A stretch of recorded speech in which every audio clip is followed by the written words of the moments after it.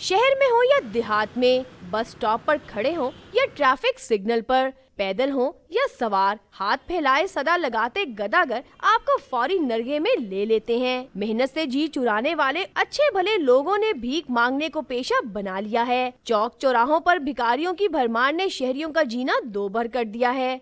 ये तो सोसाइटी का समझ लें, जो कल्चर उसको खराब कर रहे हैं ना, बहुत ज्यादा गंद है, रोकना चाहिए गवर्नमेंट को। इनका ठेकेदारी सिस्टम है, इनको पता होता है कि हमने शाम को 150 या 200 रुपये या 300 रुपये या 500 रुपये हमने जाके ठेकेदार को देना है। उस लिहाज से इन्होंने अपना पूरा सिस्टम करना होता है।